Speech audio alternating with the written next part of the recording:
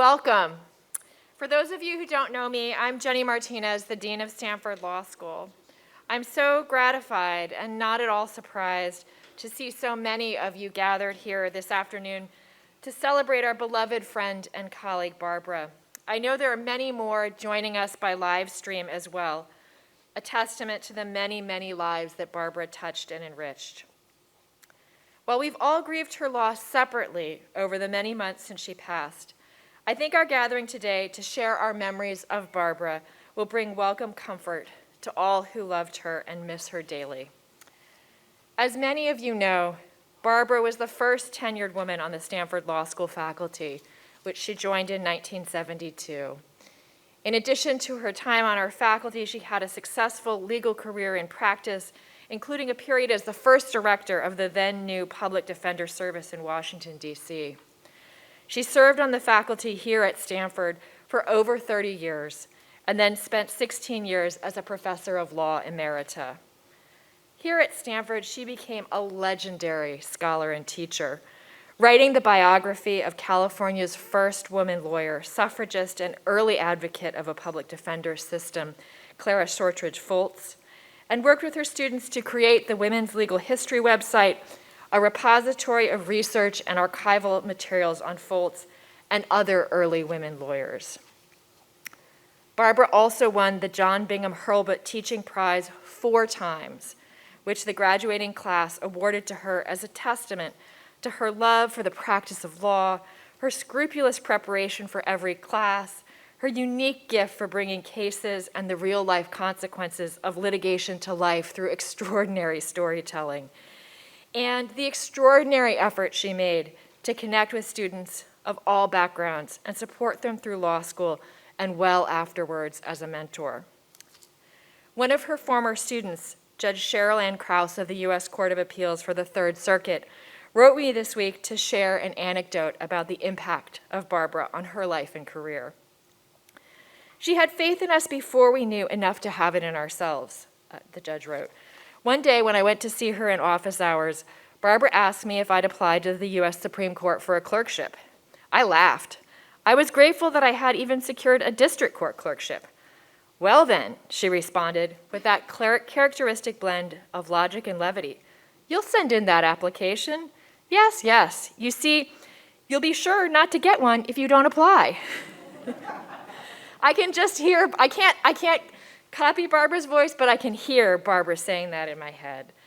And Judge Krause attributes all of the things in her career that followed from that to that inspiration, an extraordinary year when she did have a clerkship, and then throughout her own career in service as a U.S. attorney, as a defense counsel, as a judge, thinking of the ways that she could emulate Barbara's commitment to justice and the well-being of our profession. There are so many Stanford Law alums who have stories similar to that, stories I've heard over the past months as they've poured in by email and people remember their own moment with Barbara. I remember also one of mine as a new assistant professor. I joined the faculty just as Barbara became emeritus. And I was teaching civil procedure, and those are some big shoes to fill, having to teach civil procedure at a school where she'd been famous for leading that class for years. And when I was moving and so Barbara gave me her teaching notes and lots of advice on how to teach the class in a way that was incredibly helpful to me as a new junior professor. And one of the sweetest moments when I moved out of my faculty office when I became dean was cleaning out the drawers. I found a little floppy disk because I joined the faculty when we still had disks, and it had a little Post-it note from her with her teaching notes and wishing me good luck in the class. And I'd kept it all those years because I downloaded the notes, but just having it and that note from her gave me encouragement to go into the classroom. It's incredibly fitting, given all that Barbara did for her students and this institution, that we are trying to remember her in a lot of different ways. As I mentioned, she won the Hurlbut Prize 4 times, and we've created a new teaching prize, the Barbara Babcock Prize, which we awarded for the first time this year, to recognize instructors in the 1L required curriculum who promote inclusive learning, intellectual rigor, and commitment to the highest standards of professional integrity, mentorship, and service, which is something that Barbara did for so many years in teaching in the 1L curriculum. We have generous alums who were moved by Barbara's mentorship of them in law school, who describe her as the most important professional influence on them, who plan to establish scholarships, to provide need-based financial aid to students with the intent of advancing women in the legal profession. And in so many ways, through these specific remembrances here at the law school, and through all of the students that she loved and mentored over the years, Barbara's legacy will live on.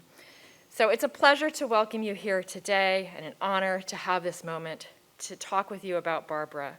We all miss Barbara enormously, but I'm so glad that we can come together to remember her impact and legacy, and to celebrate the ways she influenced all of our lives and the legal profession. We now will have several speakers to talk about the impact that Barbara had on them and the ways in which we love and miss her. Thank you for coming.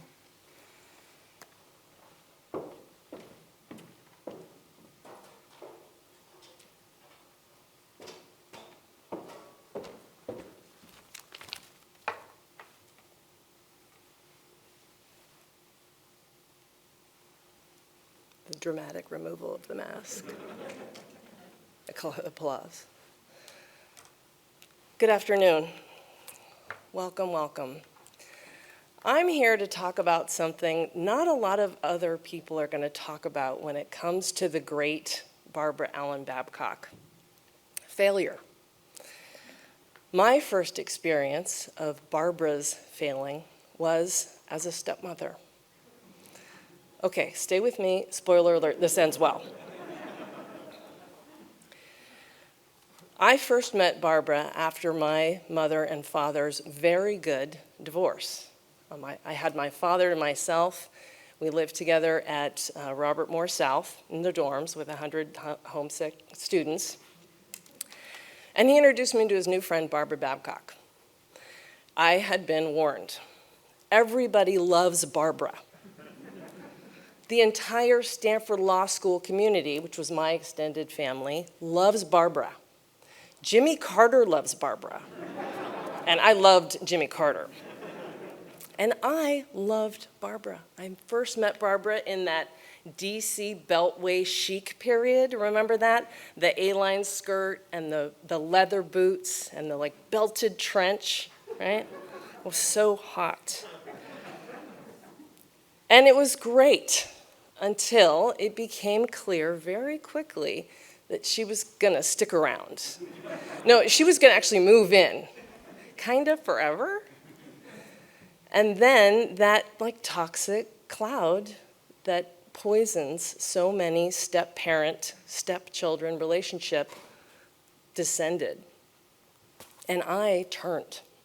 I turned on Barbara, and I became mean and cold and irritated and irritable.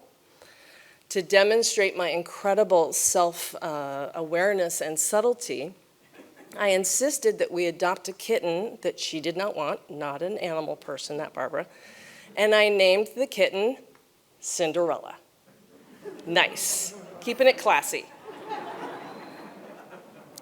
And I see in retrospect, how shocking this must have been for Barbara, right? How often had she encountered a human, much less a spoiled, hapless little girl, who was impervious to her charms, that charisma, the love, the warmth, right? She's great with kids. And how did she deal with it? Nevertheless, she persisted. She just loved me. She just supported me every day, no matter how I acted. She took care of me. She advocated for me. She made dinner. She showed me what a beautiful marriage relationship could be in her relationship with my dad. The failure is, of course, not Barbara's failure. It's my failure.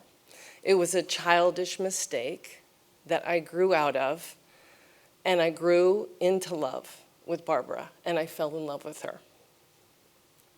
And it's super cheesy, especially here, that a big conduit of our incredibly deep love and mutual respect was the law.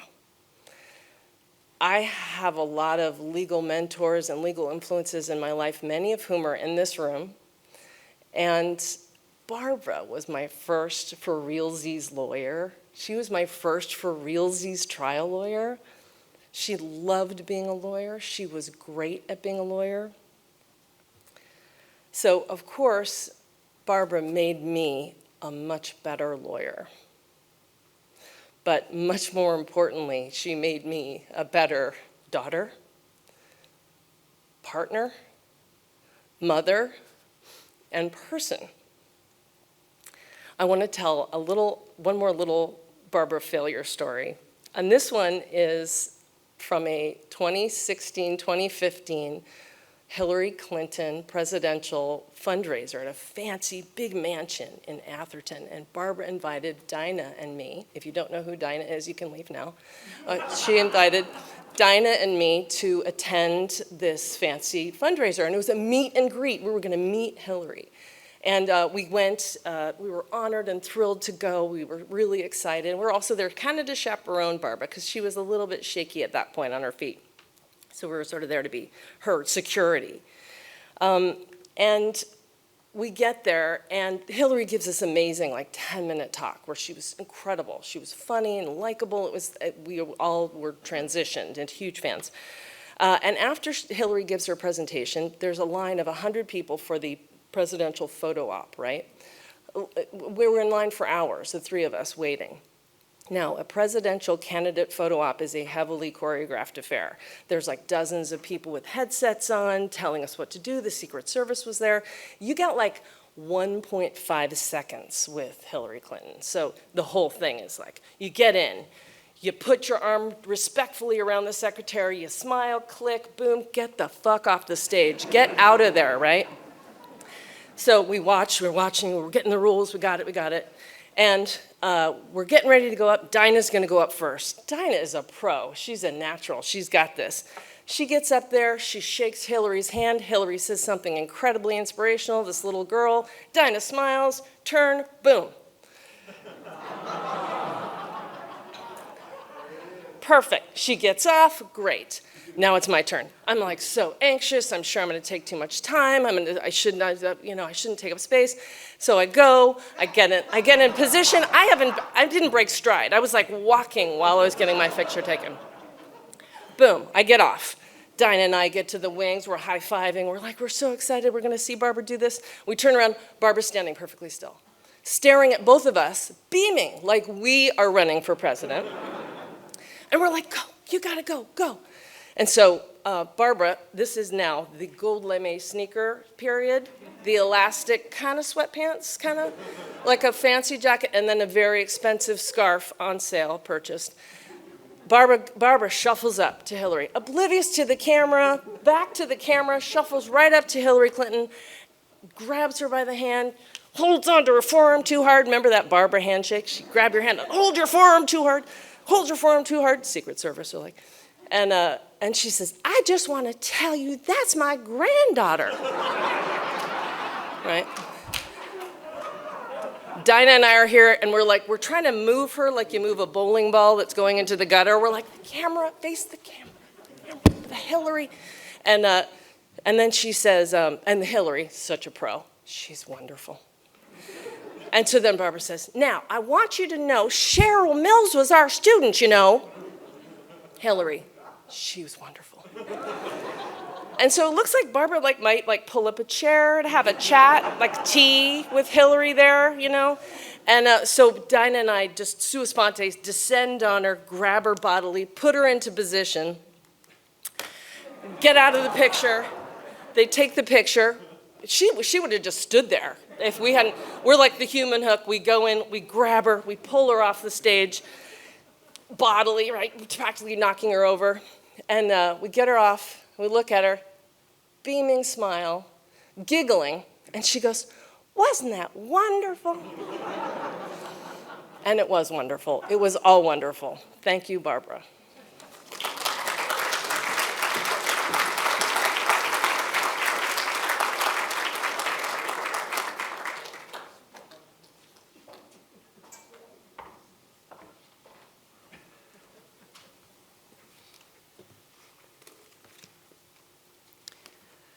I miss her.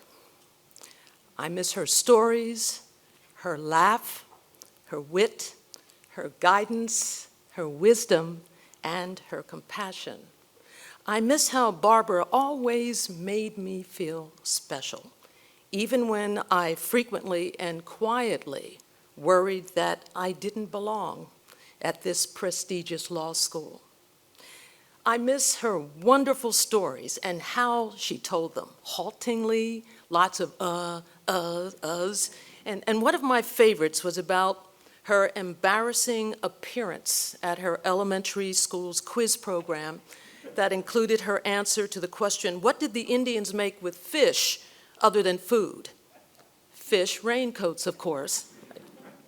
I cherish the many hours that I had Barbara all to myself, just the two of us, as we sat in her kitchen at that small table near the window, recording her oral history. I got to ask her anything and listen as she told me everything, all of her stories. I was in heaven. I miss how she talked about legal issues of the day, as she did in these two TV interviews about the O.J. Simpson trial. We're going to listen in on some friends who also happen to be three of the top legal minds in the Bay Area. Robert Honda joins us now from San Jose with that story. Robert? Well, Anna, we have heard from a lot of experts and we have heard from a lot of viewers, but this was an interesting combination of both. It was really by accident that we found out these friends were getting together socially, and so we sort of invited ourselves along. And with such intelligent and opinionated people involved, we just stepped back and let the conversation roll. Pleasure, right? But That's the way a lot of friends feel when they find themselves talking about the O.J. Simpson case, even for Barbara Allen Babcock and Kim Taylor Thompson, both professors at Stanford Law School, and Santa Clara County Superior Court Judge LaDoris Cordell. One reason for the guilty pleasure, this week's ruthless grilling of witness Ronald Shipp. Credibility is the key issue of all the witnesses. It's a key issue in this case. and each lawyer at the end of the case in the closing argument will point out the fact that, for example, the defense will point out the fact that Mr. Shipp was different on cross-examination. He became more aggressive, and they will point it out to their advantage to say that this tells you something about his credibility. How will all this emotional drama play in court? The drama is inherent, and I think you want the person to just really, literally be themselves. But the courtroom is theater. It is. It is, yes. Theater. But the drama, you're the lawyer is, I mean, I know you think the judge is the one that is, but the lawyer provides the drama and the excitement, and not the witnesses. I think it depends on the perspective. If you're talking about putting a witness on direct, the witness is the person that's providing the drama. On cross-examination, you're trying to take that attention away. These jurors have been watching TV. They've been watching LA Law. They have some sense that we're going to have this tremendous question at the end, and we're going to cut to a commercial. They're waiting for that. And if you don't give them some of that, they feel that you're not being as effective. So you have to keep that in mind. How about the ultimate dramatic witness, O.J.? I think the jury wants to hear him say, no matter how inarticulately and how stumblingly, I didn't do it, don't put me away. But Kim, you don't think so? No, I think that you have, just as Barbara was saying before, people have an image of him and they want to believe, and I think that they can still hold on to that. And I'm not sure that you want to put him up there and have him undergo cross-examination from either Darden or Marcia Clark. These friends also disagree on how Judge Lance Ito is doing. He's got a rule and then stick with it. But he's so fair. I think that he lets people go on and argue. Kim, you don't agree? I don't think he's so fair. I think he can't make up his mind. And I think that it's a situation where he lets everyone go on, and it's almost like the last person who speaks is going to get his or her way. I've seen judges like that, and you're in there forever. All of this judge bashing aside, I do have an abiding conviction that the system will work the way it should. Be sympathetic to any judge who has to preside over a trial with this kind of media attention, with the dynamic attorneys in the courtroom. It is mission impossible. Well, one thing they all agreed on is that the jury is living in a totally different world than the rest of us, and so all this sort of unofficial scorekeeping on who's winning and who's losing may end up not meaning a thing, except for it still makes for fascinating conversation among friends. Reporting live in San Jose, Robert Honda. Mac, Anna, back to you. Here, and what everyone has been hearing at the O.J. Simpson trial is offensive to some people. The Bar Association has been flooded with calls complaining of the attorney's conduct, mainly the sniping between F. Lee Bailey and Marcia Clark. As an officer, of the court, he has lied to this court. He's impeached by his own witness. I ask that you put a stop to it. Either put Cordova on the stand Excuse me, Mr. or Bailey. stop her from testifying. Stand up and speak when it's your turn. Stanford law professor Barbara Babcock says she understands the outrage. At one time, she says she was hoping the trial would be a model for the public's understanding of the justice system. Not anymore.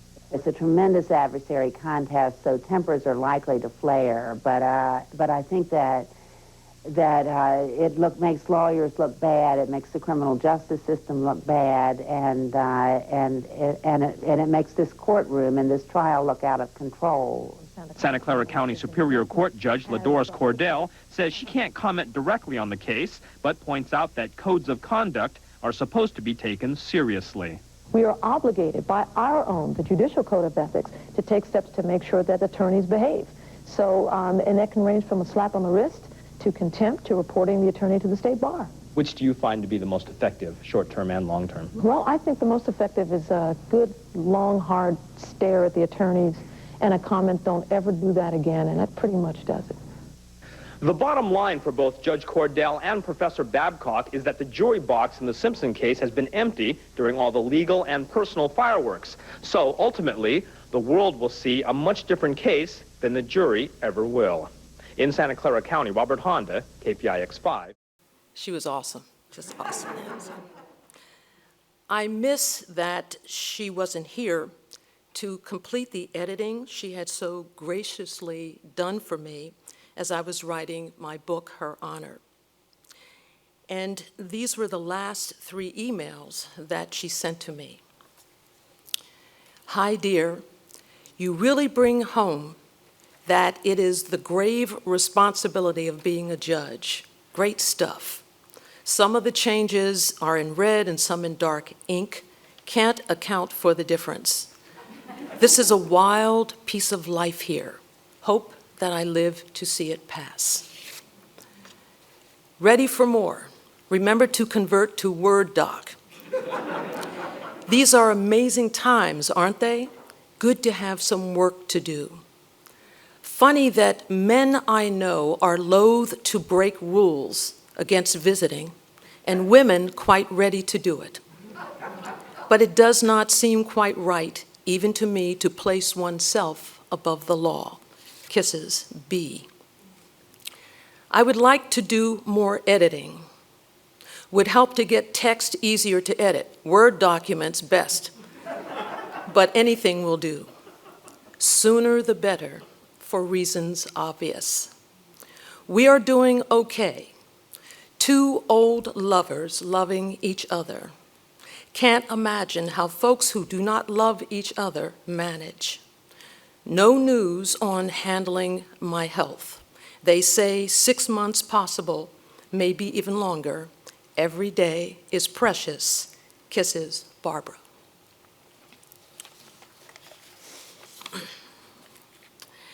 Tom, I saw up close and personal how you took care of Barbara. You were so giving, so unselfish, and when Florence and I would tell you how we admired you so, you always responded with a smile saying, "Hey, this isn't work, it's easy." I am saddened that Barbara is not here to read what I wrote about her in the final chapter of my book, and it was this. I tended to see the world as black or white. I think that was part of what attracted me to the law. Things were right or they were wrong. So when I went off to law school, I knew that my path would lead to my being the defender of all things righteous. By the end of my first year at Stanford, I had hints that my plan might not be so clear-cut. This became painfully clear when, as a third-year law student, I was in a small seminar taught by Barbara Babcock, the school's first and at the time only female professor. Barbara was a brilliant lawyer and professor who, until her death in 2020, was my dear, dear friend and mentor. In one of the classes, she gave us a hypothetical. 2 college students witnessed a classmate cheating on an exam. They confronted her, and the classmate, a black female, admitted that she had, in fact, copied another student's answers. She told them that because she worked 2 part-time jobs, she hadn't been able to keep up with all the classwork. Professor Babcock asked us if the students should report her to the college administration. To a person, my white classmates said that the woman should be given a break and the college students should not report her. As I sat and listened to them, I thought, what is wrong with these people? Are they serious? Finally, I couldn't contain myself. There's nothing to discuss here. She broke the rules and that's it. She was wrong and she should face the consequences. At that, Barbara chuckled and gave me her, "You've got a lot to learn, kiddo," look. She was right, of course. I miss her.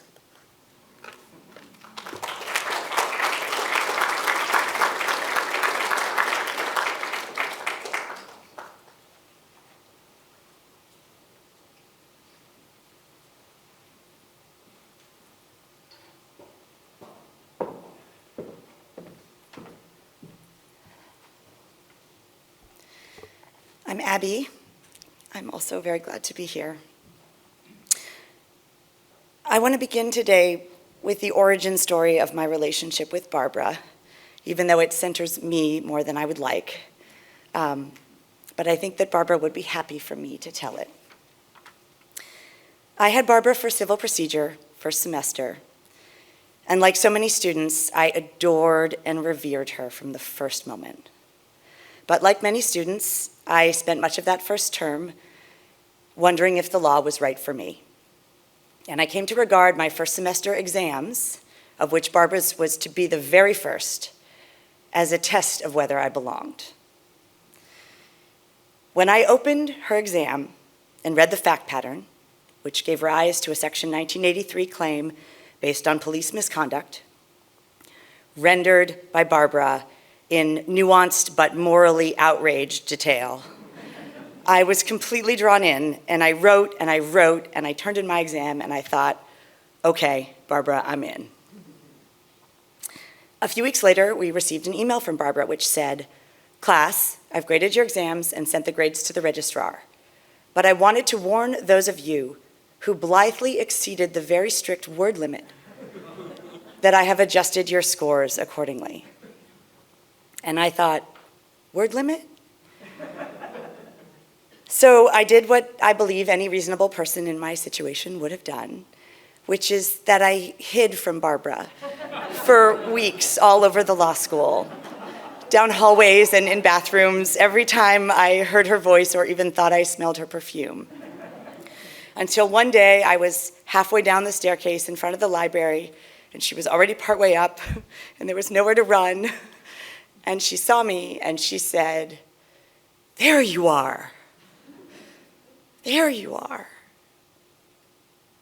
And in those 3 little words, I understood that she was telling me, you can't screw this up. You can't screw this experience up, and you can't screw our relationship up. And for me, just as for the countless students who received these same messages of love and reassurance from her over the years, it was exactly what I needed to hear, and then some. And so I became one of Barbara's people, as she called us, and she brought me into the ranks of the defenders, and we stayed in close touch. And when she published her biography of Clara Foltz, California's first woman lawyer and the inventor of the public defender, I went to every book talk I could because I loved hearing Barbara talk about Clara. Whether she was in front of a large audience of legal luminaries or with a small but eager group on a rainy Sunday afternoon at the San Leandro Public Library, Barbara brought it all. The full force of her magnetism as a speaker, her total devotion to and command of her subject, and most of all, her desire to educate us about why Clara's life mattered so much. And when I suggested to Barbara that we should together write a play based on the biography, she said, yes, because she believed that smart lawyers can do anything. And so we did it. Over email and drafts and revisions and long working lunches at 835 Mayfield, we set off on our own shared adventures with Clara. We spent a week as artists in residence in the Berkeley Rep's New Work Development Program, where we sat around a table with a full cast of actors who brought Clara and her people off the page and into the room with us. And then we flew to St. Cloud, Minnesota for a high school production of the play, where Barbara and I sat arm in arm and listened to a 16-year-old Clara on stage at the World's Fair in Chicago argue for the first time that we must have publicly funded counsel for the accused that is equal in status and resources to the prosecution, which we still do not. And afterwards, one student actor asked if he could hug Barbara because he had never hugged anyone with a Wikipedia entry before. Suffice it to say, we had a blast. And during this time, I got to see up close the purposeful way that Barbara led her life, bringing to every single day kindness, optimism, a relentless work ethic, a deep well of self-confidence, and her everlasting commitment to the people and causes she held dear. And it was during this time and all the way to the end that I came to realize that for me, Barbara was not only a teacher, mentor, and collaborator, but a kindred spirit. And for those of you who felt that way about her too, I wish to acknowledge the particular pain of such a loss. So in closing, I would like to share with you the 6 lessons of Clara and Barbara as I learned them from these 2 extraordinary people. The first 4 were formulated by Barbara as the lessons of Clara and delivered in remarks she gave, so they may be familiar. But as she would want me to remind you, repetition is the soul of pedagogy.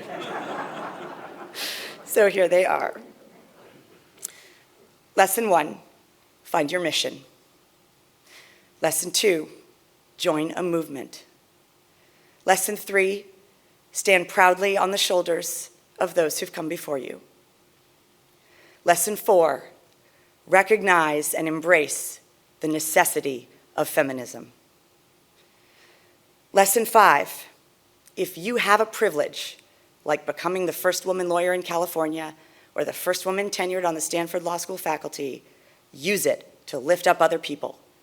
That is what privilege is for. And last, lesson 6. When you meet your people, especially your kindred spirits, cherish them, spend time with them, work with them if possible. And when you see them, say, there you are. There you are.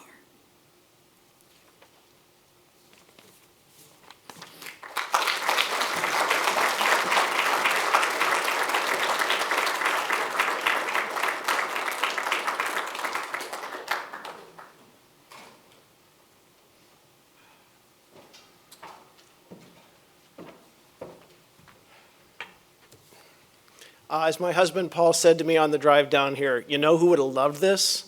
Barbara. My name is Ed Swanson. I've been a criminal defense attorney in private practice for 20 years. Before that, I was an assistant federal public defender in San Francisco.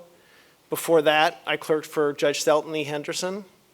None of that would have been true if I hadn't met Barbara. The entire course of my professional life, I trace back to meeting her.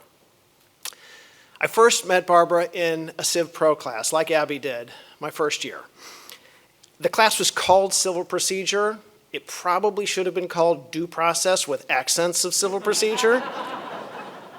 Her enthusiasm for the concept of due process was invigorating, but she had no time for boring topics. She told us, we're not going to do res judicata and collateral estoppel this year. You're going to have to learn that on your own. She wanted to teach us that civil law was a means to an end. It was a system to be used and challenged and changed to expand access and expand rights. That's what civil procedure class was for us. But it was Barbara's teaching of criminal procedure and her example as a former public defender that really rocked my world. I came to law school to be a prosecutor. I worked at the state AG's office. I worked in the Alameda County DA's office. But the further I went down that road and the more time I spent with Barbara, the more I began to wonder if that was really my path. Let me be clear, Barbara was a strong advocate for people becoming prosecutors. She knew that a good prosecutor often can do a lot more good in the world than a good defense attorney can. And she shaped and supported many good prosecutors, some of them my friends, some of them here today. But I think she also knew that some of us just aren't meant to be prosecutors. And the more time I spent in her criminal law classes, the more I realized that my heart just wasn't in prosecuting.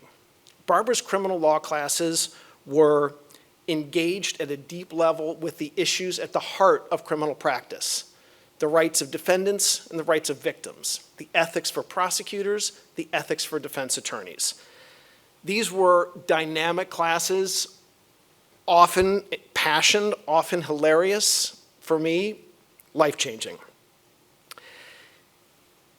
From these classes, I realized I needed to be a defense attorney, and Barbara helped me get to the Santa Clara County Public Defender's Office, and through that to my people and my calling. And let's be clear, she also got me that clerkship with Judge Henderson. If I could, what I'd really like to do today is just stand up here and read an article that Barbara wrote back in 1983 that really helped me find my way. The article is called Defending the Guilty. I mean, what a great title, Defending the Guilty.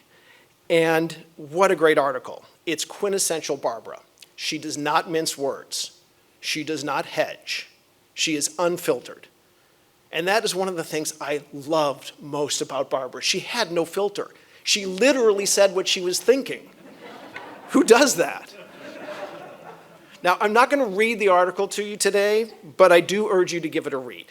It addresses the question that every criminal defense attorney has to answer over and over and over. How can you defend someone you know is guilty? To show how she answered that question, Barbara told the story of a woman she'd represented when Barbara was in the Public Defender Service in DC. A woman that she called Geraldine. It's a great story, and many of you, I know, have heard it. Barbara's defense at trial, this was for a woman who was charged with possession of heroin and was looking at a 20-year mandatory minimum sentence. Her defense at trial was not guilty by reason of insanity. Specifically, not guilty by reason of having an inadequate personality. She explained how that case crystallized her answer to the question of how can you defend the guilty. She wrote of the satisfaction she felt in using her skills to spare someone what would have been a life in prison. She wrote about how spending time with someone whose life was so different from her own, and really, what could be more different from Barbara than inadequate personality, was a lesson in itself. She wrote about how standing up for Geraldine was something that meant something not just to Geraldine, but to Geraldine's community, to know that this person was worthy of and had a lawyer who cared about her. But as Barbara said, what I liked most was the unalloyed pleasure of the sound of not guilty. There are few unalloyed joys in life. Barbara was Barbara was an unalloyed joy in my life. Alloyed maybe by a little too much of Dinah in the conversations. There's a lot of Dinah. But truly an unalloyed pleasure.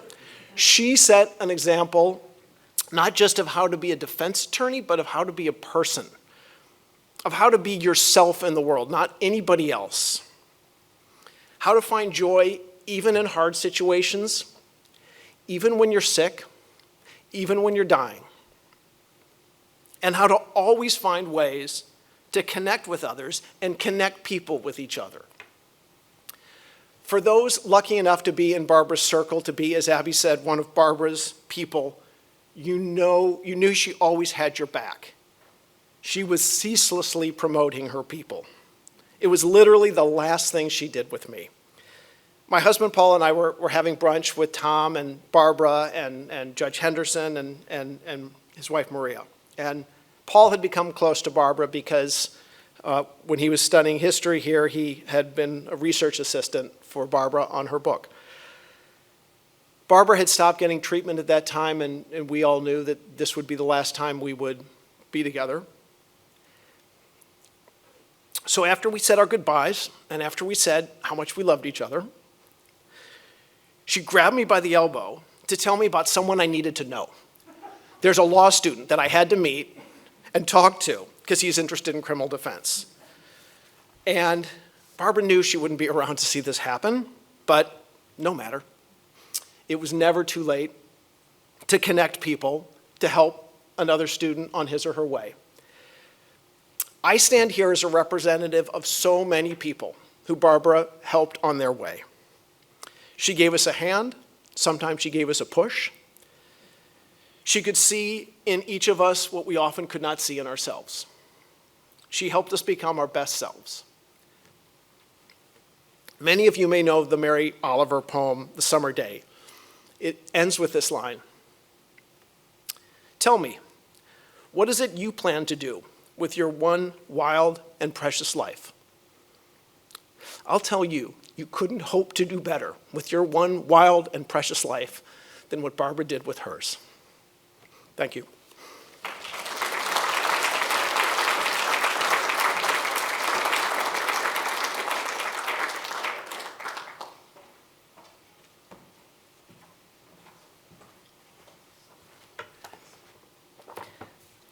I'm Toni Massaro, one of Barbara's many BFFs. First, buy this book. These are her memoirs. If you have a copy, buy another. No, buy 5 tonight. Make her surge on Amazon. Instead of a GoFundMe, go find her. You will be comforted by her inimitable voice. You will learn why it's called Fish Raincoats, a woman lawyer's life. Every word matters. And you'll make her really happy. Barbara was the master of opening statements. She made 2 for me. First, we met at a gathering of women law professors in the early 1980s. Tiny band, we. Then there was a breakout session for the civil procedure female professors. Tinier band, we. In she swooped, looking like Anne Bancroft, glamorous, dramatic, enticing, draped in a beautiful shawl, and the dull light in that Louisiana classroom disappeared. Her queenly way of gathering up everyone in her embrace and her gaze transformed the day, the conference, Civ Pro, academia, me. Barbara once said of her dear friend Diane Middlebrook, I want to be a feminist like her, a sexy feminist. Nailed it. Barbara was cool and hip, the coolest, sexiest law professor I've ever known. She had a second opening statement to me, this is the one she remembers, in 1989, and she asked me to tell you this story here, today. In her words, not mine. It's important to say that. Here's her account of that meeting, drawn directly from her memoirs and the last email she wrote to me shortly before she died. I quote Barbara. I didn't find my beloved law school so great at first. Actually, it wasn't. Mostly old, pretentious white men who had their doubts about me. And I was so lonely as a woman. Mark Kelman and some of the younger men, Bob Rabin, for one, began to see it was actually harmful and embarrassing to the school not to have women, to claim there were no women good enough to hire. Mark and Bob Weisberg then read all the scholarship of young women from everywhere, not waiting for them to apply to us. Mark then said, "You were coming to visit," and he way overdid it, saying how he was sure you'd be perfect for me, and a friend and a companion forever. And then I remember Mark racing to my office and saying, "You were in a corner office and I must come right away." And I felt tremendous trepidation and I expected disappointment. But I got right up and I followed Mark down the stairs and down the hall. And there I saw you with those large, limpid eyes. And literally for the first and only time in my life, love at first sight. I could see and feel the expansive, generous nature, the reaching out for life itself, the capacity for fun, the deep, true laugh, nothing fake, and I felt immediately at ease and launched right into a comedy routine, and you were funny right back, surprised but tickled. You know, usually it takes me a while to warm to people, and I don't often start with jokes, but you and I connected instantly. Sound familiar, Abby? You and Tom also liked each other immediately. You were the first friend we made together. And then she added how improbable it was that I ever came to teach at Stanford. Not famous or educated at an elite law school, and not even championed by a prominent scholar. The author of, quote, unpretentious and doctrinal scholarship. She ended her version of how we met as follows. For me, it's as vivid as yesterday, maybe even more so, with the amount of drugs in my system. And she signed off with this: I know you will always be there for me no matter what, and I know you know the same of me for you. Always and forever yours, Barbara. Now, why did she want me to tell you this story here? And of course I obeyed, I always obeyed her. To help you see her more clearly. Her belief that the company of women would enable her, quote, to feel known and understood in a new and gratifying way. Very important to her was the person be unpretentious. Find her funny and have a capacity for fun. Appreciate her delivery, that Babcockian Southern storyteller device in which, quote, many small details lend verisimilitude and are humorous even when the subject's dark. And notice her attention to people's physical features. Limpid eyes, I heard others. Your calves like fists, sinewy thighs, shoe button eyes, apple cheeks, flawless complexions, sandy beards, and love beats. Or this assessment of me when inviting me to dinner for the first time, why, you look like a meat eater. As I look out at her friends and colleagues, I remember very vivid, detailed descriptions of all of you, and I smile. And she was funny. Man, she was hilarious. Not just the justly famous line, well, it sure beats not getting the job because I'm a woman, though that's a classic, right? Or the uproariously funny but also poignant fish raincoat story from her childhood. Buy the book. But the stream of Babisms. Just shortly before she died, Jerry did Barbara's family history. And she found out that Barbara was related to Thomas Jefferson. And she told Barbara this, and Barbara took a long pause, and she goes, well, he was a good writer. Tom loved the Babisms. After many, he'd laugh and he'd say, and that, babe, is why we can't take you out in polite company. I miss her undulating velvet delivery. Yes, the meandering, Ladoris, then heading home for the big finish, and that expressive face, incredulous, when she found someone's actions boorish or worse, looking deeply into your eyes to make her point, and then compelling you, believe me, as though we were the jurors she beseeched to acquit a surely guilty client. I even miss what Barbara called the Babcock tendency to tease and then disclaim any hurtful intent. Zingers wrapped in love and a kind of not-so-innocence. Barbara had my fontanelle on speed dial, but she rarely used it. You see, I knew what to make of it. Keep sharp, kid, and take care with my feelings. Don't grow pretentious or inattentive. Know her as she wished to be known. And on work advice and life advice, just want to relate. On faculty disputes that involve women, think long and hard before ever being the one speaking out against the woman, because enough people will line up against her without us in the queue. I really miss how she celebrated the daily joys and minor victories. At every milestone of our casebook, edition after edition, she'd go, let's take an admiration break. We completed a chapter, a hypothetical, once the index, yes. And she'd go, this is what champagne is for. I'm not exaggerating, that was her forte, not mine. Oh, and we really roared with laughter when in one edition we dedicated the book to Tom and Jerry, neither cat nor mouse. See, it was funny, right? You know how many times she'd turn to me and say, isn't that amazing, kid? No one else called me kid then or since. And I'd look through her eyes and I'd go, it is, it's amazing. She saw the wonder and the good in the world, in us, in me, right? Because she looked for them. And sometimes she imagined them, even when it wasn't there at all, and even when life broke her heart. She belonged on the stage, headlining, right? Son of the solar system, teacher extraordinaire, but she shared the stage. I know many of you through her, your work, your children, your grandchildren, your pets. Is Paul here?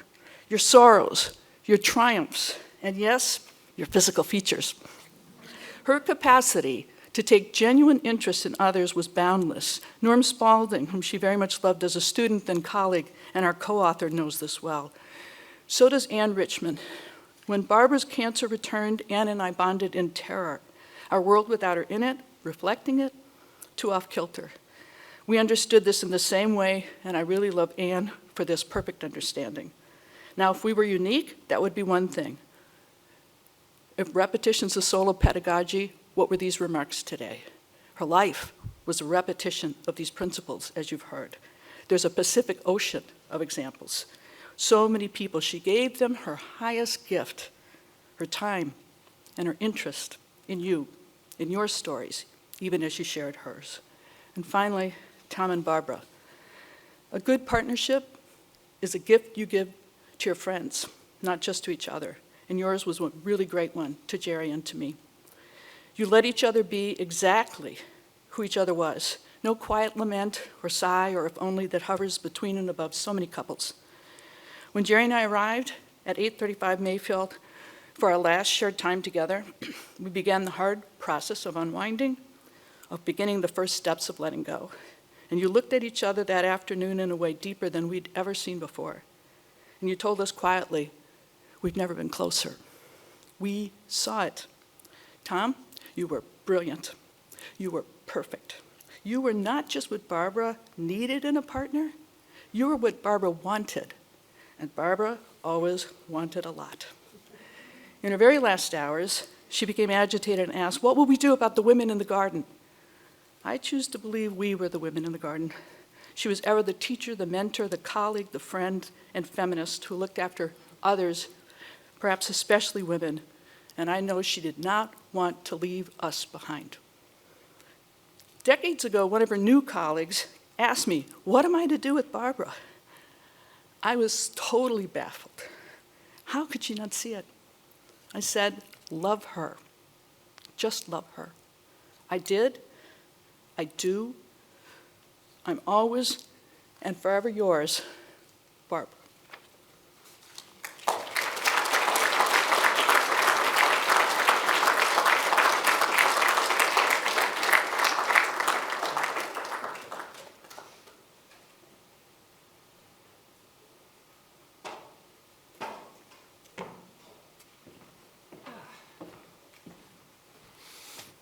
Wow. I'm David Babcock. I'm Barbara's brother, 15 months younger. That means that I probably have known Barbara longer than anyone in this room. And I'm going to go back over some of her early years, which are remarkable. Barbara was a goal setter. Everything she did was in response to a goal. She had long-term goals, 20 years. She had short-term goals, 15 minutes. I'm going to drive down to the law school. The goal is don't hit anybody. made it. I recall one of her first goals. She's 10 years old. Our dad was a lawyer, and he would come home after work at night and tell us stories of what went on in the office that day. And Barbara was enthralled by him. I wasn't so much enthralled. But at 10 years old, she said, "When I grow up, I'm going to be a lawyer." This is 1948. The chance of her being a lawyer, she had a better chance of being an engineer on a steam locomotive. But people said, well, that's nice, and it may happen. But they didn't get much credence. But as time went along, it changed. So the three of us, my other brother, Star, who's here for the celebration too, we went to public schools in suburban Maryland outside of Washington, D.C., and Barbara treated school like a contest. I mean, there were winners, and there were near winners, and there were non-winners. And all she wanted was to be a winner. She loved a contest. And it was remarkable. It's what drove her, and she took such pride in it when she won. The high school we went to was a big regional public high school. It's solid middle class. Absolutely no diversity, unless you count boys and girls were in the same classroom. But it was a pleasant experience. But Barbara blazed through it, and came out as valedictorian of a class of 460 people, and no one challenged that. She deserved that. She was that good. She worked that hard. It didn't make it too easy on my brother and I, who had to follow her. In fact, the teacher one time pulled me aside and said, "Were either Barbara or you adopted?" And we weren't. We just had different goals. Yeah, and Star and I, whereas Barbara saw education as a contest, I think my brother and I saw it as a chore. And to me, it was rather distasteful. Star was much better at it. Anyway, after she blazed through high school, on to the University of Pennsylvania. 18 years old, first time away from home. First class of her freshman year, the professor asked a question. And then she looked around the classroom. Everybody's hand was up. Damn, this is going to be tougher than I thought. All these people are smart. There may be as smart as me. I am going to have to up my game. And she did. And when Barbara upped her game, it just meant she had to work harder, and she was a worker. Moved forward 3 years, her senior year at University of Pennsylvania. She's in hot contention for valedictorian, University of Pennsylvania College for Women. 3 women were hot on her tail, perfect academic records. Barbara was down to picking an elective that would just round out a couple extra credits, and you would just round out her career. And she went to her sisters at the Cat House. It's Kappa Alpha Zeta. And they said, "Introduction to modern dance. That's what you want to do. Anybody that can walk upright can do Introduction to Modern Dance." What they failed to mention were they were darlings from the mainstream of from Philadelphia, and they had grown up taking ballet because it was a routine thing to do.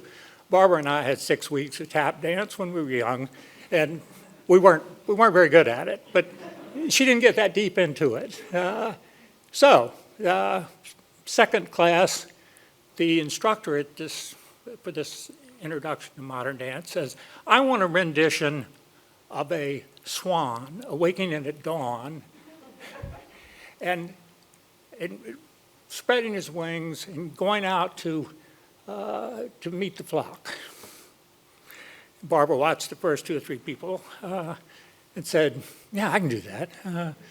And I wasn't there, but by our own admission, when it was Barbara's turn, arising from the nest, there was just a slight slip, not a stumble, just a slip.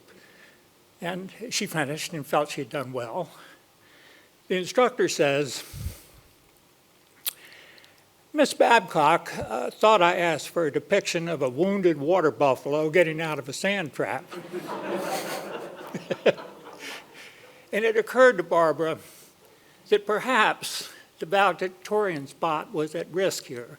A B or a C in this thing it was too late to drop it.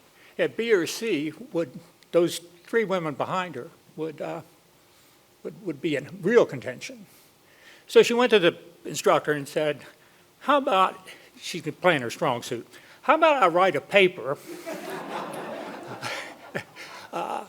about the history of modern dance and the evolution of it. And he says, knock yourself out. So Barbara goes and starts her research and finds there's no history for this. There's some dots, but she finds a little truth here, and a shred of evidence here, and a few dots here, and she massages it, adds a few dots, draws some straight lines and everything, writes the paper, turns it in. The instructor suddenly realizes that he is an instructor on the cutting edge of a new art form. And he was impressed, obviously, gave her the A. She gets to be valedictorian, and she's very pleased. And then from there, she moves on to Yale Law School, and again, turns up in New Haven, finds a wealth of intelligent people. They're not a dumb guy in the bunch. And it was a little different than undergraduate in that they were all on the same track. There was no introduction to modern dance. It was just this legal stuff. And so she was going to have to compete on a direct basis. And in addition to that, the incoming class of 1960, there were 175 men, 12 women. And there she was going to be pitted against these very aggressive, challenging men. And she said, well, shoot, I'm just going to have to up my game. It's going to be hard. And a very fatherly professor comes to her and says, Barbara, you know that you're taking the seat of a man that would get a legal degree and make a living at it. Barbara, going back to that goal setting that she had, she disregarded that and plugged on, did very well at Yale. And looking back on it, there were, in 1960, when she entered Yale, in the United States, 4% of the lawyers were women. Today, last year, 32% of the lawyers in America are women. That's 503,400 women are lawyers today. I think Barbara Babcock played a part in that, and she was just an excellent teacher, and in my mind, a true winner. Thank you.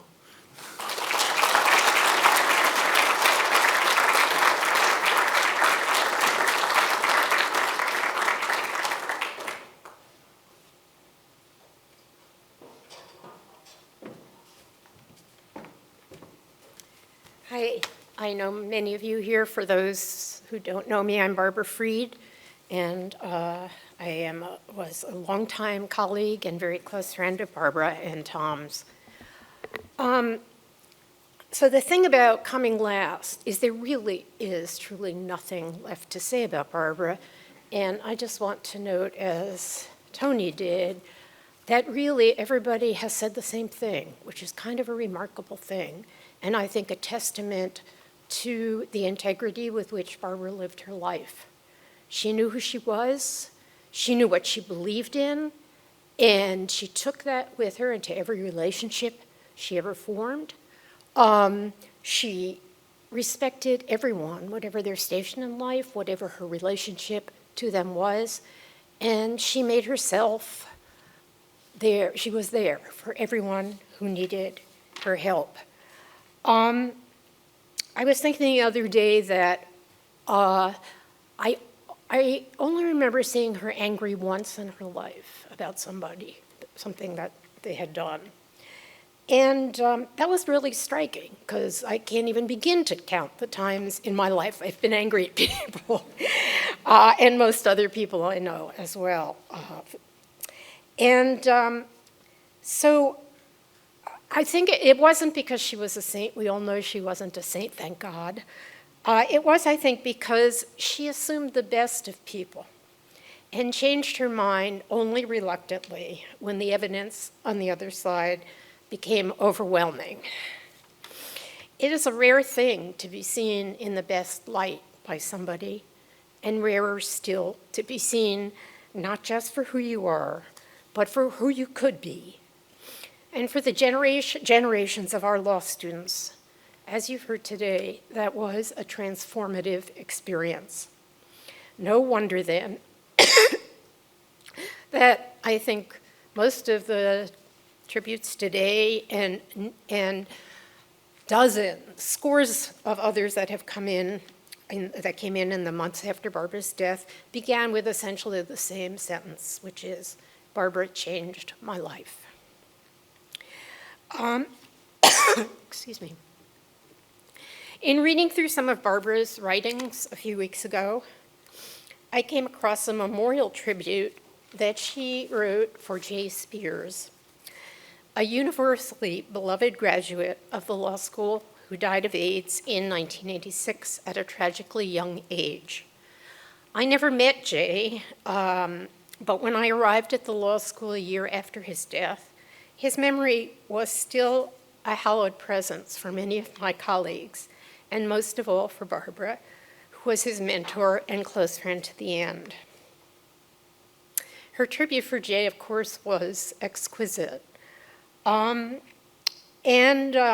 wrote that in his last year, he had shared a poem with her about dying, which he said had helped him through some very hard times. The poem, which is by Theodore Rothke, is called The Far Field.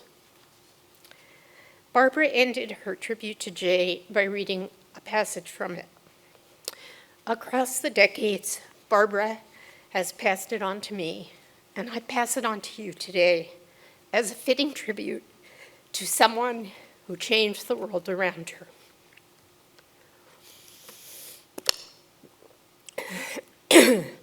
All finite things reveal infinitude. The mountain with its singular bright shade, like the blue shine on freshly frozen snow, the afterlight upon ice-burdened pines, odor of basswood on a mountain slope, a scent of beloved bees, silence of water above a sunken tree, the pure, serene memory in one man, a ripple widening from a single stone, winding around the waters of the world. We are so lucky to have had Barbara in our lives. She changed us all, and all for the better. And the ripples from that will go on forever. I hope you will join all of us, as many of you who can stay, for a reception which is going to be where? That side? That side? That side, right now. So thank you all for coming, for sharing your stories about Barbara, and for sharing this celebration with so many people who loved her. Thank you.